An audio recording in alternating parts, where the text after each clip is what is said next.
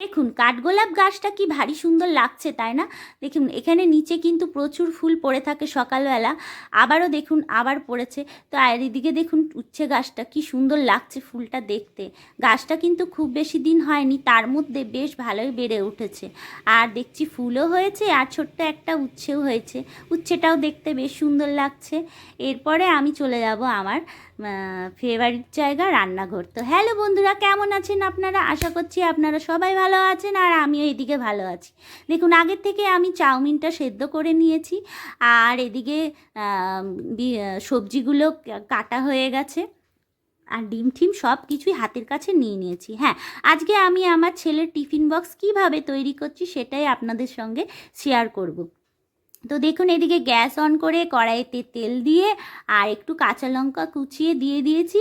আর এখানে সবজির মধ্যে গাজর, ক্যাপসিকাম, পেঁয়াজ এগুলোকে একটু নুন দিয়ে তেলের মধ্যে নাড়াচাড়া করে নরম করে নিয়েছি। নরম করার পরে এখানে দিয়ে ফেলেছি একটা ডিম, যেটাকে একটু ফ্রাই করার পরে সেখানে আমি চাউমিনের মশলাটাকেও দিয়ে দিলাম।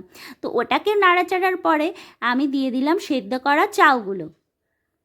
তো সেদ্ধ করা চাউগুলোকে বেশ ভালো করে নেড়েচেড়ে নিতে হবে। তারপরে সয়া সসটাকে দিয়ে দেবো। সয়া সসটা দেওয়ার পরে দেখুন চাউমিনের কালারটা একদম চেঞ্জ এবং খেতেও খুব টেস্টি লাগে। আর টেস্টি না হলে ছেলে তো খাবে না, ফিনিশ করবে না। আর দেখুন চাউটা কিন্তু বেশ ঝুরঝুরে হয়েছে, বেশ সুন্দর। কারণ চাউটাকে সেদ্ধ করার সময় আমি একটু তেল ব্যবহার করি। তেলটা দিলে চাউটা এরকম গায়ে গায়ে লাগে না।